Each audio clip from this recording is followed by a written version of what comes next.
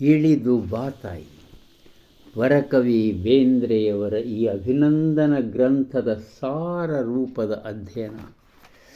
ನಾವು ಈಗ ಅವರ ಸೊಸೆ ವಿಶಾಖಾ ತಾಯಿ ವಾಮನ ಬೇಂದ್ರೆಯವರ ಪತ್ನಿ, ಅವರ ಲೇಖನ ಮಾವ ಬೇಂದ್ರೆ. ಇದು ಅವರು ಮರಾಠಿಯಲ್ಲಿ ಬರೆದು ಕೊಟ್ಟಿದ್ದರು, ಇದು ಕನ್ನಡದಲ್ಲಿ ಮಾಡಿ ಈ ಗ್ರಂಥದಲ್ಲಿ ಅಳವಡಿಸಿದ್ದಾರೆ. ಈ 66ನೇ ಇಸ್ವಿಯೊಳಗೆ ಈ ಲೇಖನ ಬರೆದಾರಂದ್ರೆ ಅವ್ರಿಗೆ ಲಗ್ನ 73 ಅಂದರೆ 13 ವರ್ಷ ಆಯ್ತು ನನ್ನ ಲಗ್ನ ಆಗಿ. ನನಗೆ ಯಾವ ರೀತಿ ನಾನು ನನ್ನ ಮಾವನವ್ರನ್ನ ನೋಡಿದೆ, ಯಾವ ರೀತಿ ಅವರ ಜೊತೆಯಲ್ಲಿ ಇದ್ದೆ ಅನ್ನೋದನ್ನು ಈ ಲೇಖನದಲ್ಲಿ ಅವ್ರು ಯೋಚಿಸ್ತಾರೆ ಅತ್ಯಂತ ಸಂಕ್ಷಿಪ್ತದಲ್ಲಿ. ಏನಪ್ಪ ಅಂತಂದ್ರೆ ಅವ್ರಿಗೆ ಎಷ್ಟು ಜ್ಞಾನಿತ್ತು ಅಂದರೆ ಎಲ್ಲ ವಿಷಯದೊಳಗೆ ಜ್ಞಾನಿತ್ತು, ನನಗೆ ದಿಗ್ಭ್ರಮೆ ಆಗಿತ್ತು ಅಂಥೇಳಿ ಬರೀತಾರೆ. ಬೇಂದ್ರೆ ಅವರು ಒಳ್ಳೆಯ ಭಾಷಣಕಾರರು ಎಂದು ಕೇಳಿದ್ದೆ. ಅವರು ಯಾವುದೇ ವಿಷಯವನ್ನು ಹೇಗೆ ತಿಳಿಸಿಕೊಡುತ್ತಾರೆ ಎಂದು ಗೊತ್ತಿರಲಿಲ್ಲ. ಆದರೆ ಅವರು ತಿಳಿಸಿಕೊಡುವ ರೀತಿ, ಕವಿತೆಯನ್ನು ಓದುವ ರೀತಿಯನ್ನು ನೋಡಿ ಅದು ನನ್ನಲ್ಲಿ ಬಹಳ ಪ್ರಮುಖವಾದ ಬದಲಾವಣೆಯನ್ನು ತಂದಿತು ಅಂತ ಬರೆದಾರೆ. ತಿಳಿಯದ ವಿಷಯವನ್ನು ತಿಳಿಸಿಕೊಡುವುದೇ ಅವರ ವೈಶಿಷ್ಟ್ಯವಾಗಿದೆ. ತಿಳಿಯದ ವಿಷಯವನ್ನು ತಿಳಿಸಿಕೊಡುವುದೇ ಅವರ ವಿಶಿಷ್ಟವಾಗಿದೆ. ಬಳಕೆಯಲ್ಲಿಯೇ ಉಪಮೆಗಳಿಂದ ಹದ ಮಾಡುತ್ತಾರೆ, ತಿಳಿದ ಮಾತುಗಳಿಂದ ತಿಳಿಯದ ಮಾತಿನತ್ತ ಒಯ್ಯುತ್ತಾರೆ. ಒಂದು ಸಂಸ್ಕೃತ ಶ್ಲೋಕವನ್ನು ಪಠಿಸ್ತಾ ಇರ್ತಾರೆ ವಿಶಾಖಾ ತಾಯಿಯವರು. ಅರ್ಥ ಆಗಲಿಲ್ಲ. ಬೇಂದ್ರೆ ಅವ್ರ ಹತ್ರ ಹೋಗಿ ಕೇಳಿದರೆ ಮಾವನವ್ರ ಹತ್ರ, ಅವರು ಆ ಸಂಸ್ಕೃತ ಶ್ಲೋಕವನ್ನು ಅನ್ನುವ ರೀತಿಯಲ್ಲಿಯೇ ಇವರಿಗೆ ಅದರ ಅರ್ಥ ಆಗ್ತದೆ ಅಂತ ಹೇಳ್ತಾರೆ. ಅವರು ಗದ್ಯವನ್ನೇ ಆಗಲಿ ಪದ್ಯವನ್ನೇ ಆಗಲಿ ಓದಿದರೆ ಸಾಕು, ಅರ್ಥದ ಪದರುಗಳು ಬಿಚ್ಚುತ್ತಾ ಹೋಗುತ್ತವೆ ಅಂತ ಬರೆದಾರೆ. ಪ್ರತಿ ದಿವಸ ಅವರು ಅಭ್ಯಾಸವನ್ನು ಮಾಡೋದನ್ನು ನೋಡಿದರೆ ಇವರು ಯಾವುದೋ ಒಂದು ಪರೀಕ್ಷೆಗೆ ಕೂಡೋ ವಿದ್ಯಾರ್ಥಿಯೇನೋ ಅಂತ ಅನ್ನಿಸ್ತದೆ ಅಂತ ಬರೆದಾರೆ. ಯಾವಾಗಲೂ ಓದು, ಮನನ, ಚಿಂತನ, ಜ್ಞಾನ ಗ್ರಂಥಿಯನ್ನು ಒಡೆಯುವ ಬಿಡಿಸುವ ಶತ ಪ್ರಯತ್ನಗಳಲ್ಲಿ ತೊಡಗಿರುತ್ತಾರೆ ನಮ್ಮ ಮಾವನವರು. ಊಟಕ್ಕೆ ಬಿಸಿ ಬಿಸಿ ಅಡಿಗೆ ಬೇಕೋ, ಬಿಸಿ ಬಿಸಿ ಅನ್ನ ಬೇಕೋ, ಬಿಸಿ ರೊಟ್ಟಿನ ಬೇಕೋ, ಬಿಸಿ ಭಕ್ರಿ ಬೇಕೋ, ಆಮೇಲೆ ಬಿಸಿನೀರು ಬೇಕು ಸ್ನಾನಕ್ಕೆ. ಇವೆಲ್ಲ ತಯಾರು ಮಾಡಿ ಇಟ್ಕೊಂಡು ಬರ್ರಿ ಅಂತ ಕರೆದು ಬಿಟ್ಟರೆ ಬಂದೆ ಅನ್ಕೋತನ ಅದು ಮತ್ತೆ ತಡ ಮಾಡ್ತಾರೆ. ಆಮೇಲೆ ಯಾರಾದರೂ ಬಂದುಬಿಟ್ರಂಕ ಮುಗಿದು ಹೋತು, ಅವರೇ ಪ್ರಮುಖರಾಗಿ ಬಿಡ್ತಾರೆ. ಇವರನ್ನು ಕರೆದು ಸ್ನಾನ ಮಾಡಿಸಿ ಇವ್ರಿಗೆ ಊಟ ಮಾಡಿಸೋದು ಅಂದ್ರೆ ಅದು ನಮಗೆ ನಿಟ್ಟುಸಿರು ಬಿಟ್ಟು ಹೋಗ್ತಿತ್ತು ಅಂಥೇಳಿ ಬರೆದಾ ಇದ್ದಾರೆ. ಆಮೇಲೆ ಅವರಿಗೆ ಏನಾದರೂ ಬಂದವರು ಏನಾದ್ರು ಹೊಸ ವಿಷಯನ ತರಬೇಕಲ್ಲ, ಹಂಗೆ ವಿಷಯ ಬಂತು ಅನ್ನಕ ಮುಗಿದ ಹೋತು. ಬೇಂದ್ರೆ ಅವರು ಆ ವಿಷಯದಲ್ಲಿ ತಲ್ಲೀನರಾಗಿ ಬಿಡ್ತಾರೆ ಅಂಥೇಳಿ. ಆಮೇಲೆ ನಾನು ಪರೀಕ್ಷೆ ಮುಗಿತು, ನಾನು BA ಪಾಸಾದೆ, ಎಲ್ಲ ಮಾಡಿದೆ, ಇನ್ನೇನೇನು ನಾ ಮಾಡಬೇಕಾಗ್ದಿಲ್ಲ ಅಂತ ಕಟ್ಟರೆ ಇಲ್ಲಿ ಬಂದಾಗ ನನಗೇನಾಯಿತು, ನಿಜವಾದ ನಾನು ಕಲಿಯೋಕ್ಕೆ ಪ್ರಾರಂಭ ಆಯಿತು ಅಂತ ಬರೀತಾರೆ ವಿಶಾಖಾ ತಾಯಿಯವರು.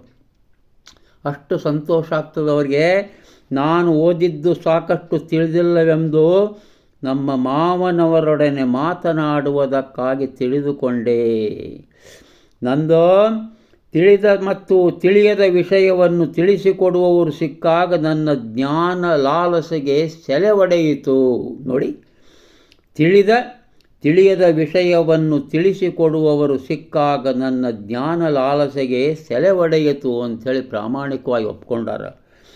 ಪರೀಕ್ಷೆ ಪೇಪರನ್ನು ಬಿಟ್ಟು ಏನೂ ಬರೆದಿದ್ದಿಲ್ಲ. ಅವಾಗ ಬೇಂದ್ರೆ ಹೇಳ್ತಾರಂತೆ, ನೀನು ಏನು ಮಾತಾಡೇವಲ್ಲ ಅದನ್ನೊಂದು ಬರೆದು ಕೊಡು. ಅಯ್ಯೋ ಇವ್ರು ಗಾಬರಿ ಆಗ್ತಾರೆ, ಹೆಂಗೆ ಬರೆಯೋದಪ್ಪ ಅಂಥೇಳಿ ಹೆದರ್ತಾರೆ. ಇಲ್ಲ ಬರಿ, ನಿಂಗೆ ಹೆಂಗೆ ಬರ್ತೋ ಹಂಗೆ ಬರಿ ಅಂತ ಬರಿಸಿ ಅದನ್ನು ತಿದ್ದಿ ಬರೆಯೋದನ್ನು ಕಲಿಸ್ತಾರೆ. ಆಮೇಲೆ ಮನೆಯಲ್ಲೇ ಇಬ್ಬರೇ ಅವರ ಅತ್ತೆ ಅಂದರೆ ಬೇಂದ್ರೆಯವರು ಧರ್ಮಪತ್ನಿ ಪೂಣಾಕ್ಕೆ ಇನ್ನೊಬ್ಬ ಮಗನ ಮನೆಗೆ ಹೋದಾಗ ಇವರಿಬ್ಬರೇ ಇದ್ದಾಗ ಒಂದು ಅದ್ಭುತವಾದ ಪ್ರಶ್ನೆ ಕೇಳ್ತಾರದು ಬೇಂದ್ರೆಯವರು ಅವ್ರಿಗೆ. ನೀನು ಓದ್ತೀಯಲ್ಲ ಖರೆ, ನೀನು ಓದೋದು ಹೊತ್ತು ಕಳೆಯುವುದಕ್ಕಾಗಿಯೋ ಅಥವಾ ನಿನಗೆ ಸೇರುವುದಕ್ಕಾಗಿ ಓದ್ತೀಯೋ? ಇನ್ನೊಮ್ಮೆ ಹೇಳ್ತೇನೆ, ಸೊಸೆಗೆ ಕೇಳ್ತಾರವರು, ನೀನು ಓದೋದು ಹೊತ್ತು ಕಳೆಯುವುದಕ್ಕಾಗಿಯೋ ಅಥವಾ ನಿನಗೆ ಸೇರುವುದಕ್ಕಾಗಿಯೋ ಓದ್ತೀಯೋ ಅಂತ ಬೇಂದ್ರೆಯವರು ಕೇಳ್ತಾರೆ. ನಾನು ಹೊತ್ತು ಕಳೆಯುವುದಕ್ಕಾಗಿ ಅಂತ ಉತ್ತರ ಕೊಟ್ಟು ಬಿಡ್ತಾರೆ. ಬೇಂದ್ರೆಯವ್ರಿಗೆ ಸಿಟ್ಟು ಬರಲ್ಲ. ಹೊತ್ತು ಗಳಿಸಬೇಕು ಓದುವುದಕ್ಕಾಗಿ, ಹೊತ್ತು ಕಳೆಯುವುದಕ್ಕಾಗಿ ಅಲ್ಲ. ಹೊತ್ತು ಗಳಿಸಬೇಕು ಓದುವುದಕ್ಕಾಗಿ, ಹೊತ್ತು ಕಳೆಯುವುದಕ್ಕಾಗಿ ಅಲ್ಲ ಎಂದು ಹೇಳಿ ಕಾಳಿದಾಸನ ಮೇಘದೂತವನ್ನು ಓದಿ ತೋರಿಸಿ ವಿವರಿಸಿದರು. ಅಂದಿನಿಂದ ನನಗೆ ಓದುವುದರಲ್ಲಿ, ಅಭ್ಯಾಸ ಮಾಡುವುದರಲ್ಲಿ ಅಭಿರುಚಿ ಹುಟ್ಟಿತು ಎಂಬುದನ್ನು ನಾನು ಒಪ್ಪಲೇಬೇಕು ಅಂತ ಬರ್ತಾರೆ. ಆಮೇಲೆ ಬೇರೆ ಬೇರೆ ವಿಷಯಗಳಲ್ಲಿ ನೀನು ಬರೆದು ಕೊಡು, ನಾನು ನೀನೇನು ಮಾತಾಡೇವಿ ಅಂತ ಹೇಳಿದ ಕೂಡಲೇ ಹ್ಞೂ ಹ್ಞೂ ಅಂತಂದು ಬರೆದು ಕೊಡ್ತಾರೆ. ತಪ್ಪುಗಳನ್ನು ತಿತ್ತಾರೆ ಬೇಂದ್ರೆಯವರು. ತಿದ್ದಿ ಹಿಂಗೆ ಅಂತಂದು ಇವ್ರಿಗೂ ಸಂತೋಷ ಆಗ್ತದೆ. ಸಂತೋಷ ಆಗಿ ತಮ್ಮ ಬರೆಯುವ ಪದ್ಧತಿಯನ್ನು ತಿದ್ಕೋತಾರೆ. ಯಾವುದೇ ವಿಷಯವನ್ನು ತಿಳಿಸಿಕೊಡುವಾಗ ಬೇಂದ್ರೆಯವರು ಮಮತೆಯಿಂದ, ವಾತ್ಸಲ್ಯದಿಂದ ತಿಳಿಸಿಕೊಡ್ತಾರೆ. ಆದ್ದರಿಂದ ಈಗ ನಾನು ಮತ್ತೊಮ್ಮೆ ವಿದ್ಯಾರ್ಥಿನಿಯಾಗಿ ಬೇಂದ್ರೆಯವರ ಶಾಲೆಗೆ ಹೆಸರು ಹಚ್ಚಿದ್ದೇನೆ ಅಂತ ಬರ್ದಾರ. ನಿಜವಾಗಲೂ ಆಶ್ಚರ್ಯ. ನಮ್ಮ ಮನೆಯಲ್ಲಿರುವ ಗ್ರಂಥ ಸಂಗ್ರಹವು ಒಂದು ವಿದ್ಯಾಲಯದ ಗ್ರಂಥಾಲಯದಷ್ಟಿದೆ. ಗ್ರಂಥ ಪುಸ್ತಕಗಳು ಈಕ್ವಲ್ ಟು ಬೇಂದ್ರೆ, ಪುಸ್ತಕಗಳು ಅಂದರೆ ಈಕ್ವಲ್ ಟು ಬೇಂದ್ರೆ ಎಂದು ಸಮೀಕರಣ ಮಾಡಿದರೆ ತಪ್ಪಾಗಲಾರದು. ಹೋದ ವರ್ಷ ಬೇಂದ್ರೆಯವರು ಮಲಗುವ ಕೋಣೆಯಲ್ಲಿ ಆ ಗ್ರಂಥಾಲಯ ಬೇರೆ ಬೇರೆಯಾಗಲೆಂದು ವ್ಯವಸ್ಥೆ ಮಾಡಿದವು. ಆದರೆ ಆ ವ್ಯವಸ್ಥೆ ಬಹಳ ಕಾಲ ಉಳಿಯಲಿಲ್ಲ. ಕೆಲವೇ ತಿಂಗಳಲ್ಲಿ ಎಲ್ಲ ಮಹತ್ವದ ಪುಸ್ತಕಗಳು ಅವರನ್ನು ಸುತ್ತುಗಟ್ಟಿದವು. ಮಲಗುವ ಕೋಣೆ ಒಂದು ಚಿಕ್ಕ ಗ್ರಂಥಾಲಯವಾಗಿ ಬಿಟ್ಟಿತು. ಆಮೇಲೆ ಮೇ ತಿಂಗಳ ಹುಡುಗರಿಗೆ ಸೂಟಿ ಅಲ್ಲ, ಮೊಮ್ಮಕ್ಕಳು ಅಲ್ಲಿದ್ದಾರೆ. ಇವ್ರಿಗೊಂದು ಮಗು, ಮೊಮ್ಮಕ್ಕಳು ಇನ್ನೊಂದು, ಅಲ್ಲಿ 2-3 ಮೊಮ್ಮಕ್ಕಳು. ಎಲ್ಲರೂ ಮೇ ತಿಂಗಳ ಸೂಟಿಯೊಳಗೆ ಹಾಜರು. ಎಲ್ಲೇ? ಧಾರವಾಡದಲ್ಲಿ ಮನೆಗೆ. ಬೇಂದ್ರೆಯವರು ಆ ಮೊಮ್ಮಕ್ಕಳು ಹೇಳಿದಂತೆ ಬೇಂದ್ರೆಯವರು ಕೇಳಬೇಕು. ಹಾಗೆ ಒಂದು ನಡ್ಕೊಂಡ್ರಂತ ಬೇಂದ್ರೆಯವರು. ಅವರೊಡನೆ ಆಡಬೇಕು, ಅವರೊಡನೆ ಅಡ್ಡಾಡಬೇಕು. ಹುಡುಗರೊಡನೆ ಹುಡುಗರಾಗಿ ಆಡುತ್ತಾರೆ.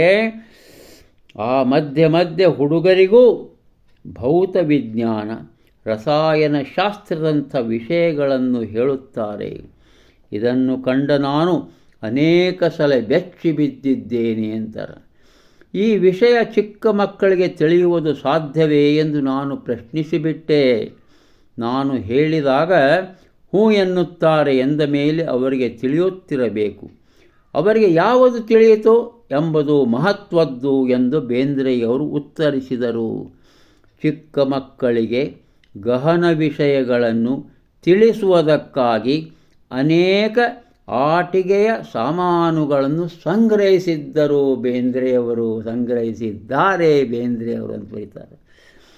ಇವರು ಪ್ರಯತ್ನವಾದಕ್ಕಿಂತ ದೈವವಾದಕ್ಕೆ ಮಹತ್ವವನ್ನು ಕೊಡುತ್ತಾರೆ. ಅಂದರೆ ದೇವರಿಗೆ ಶರಣಾಗತಿಯಾಗಿ ಅವರಿಂದ ಪ್ರಯತ್ನ ಮಾಡಬೇಕು, ಆದರೆ ದೈವವನ್ನು ವಿರೋಧಿಸಿ ಅಲ್ಲ ಎಂಬುದು ಇವರ ಮತ.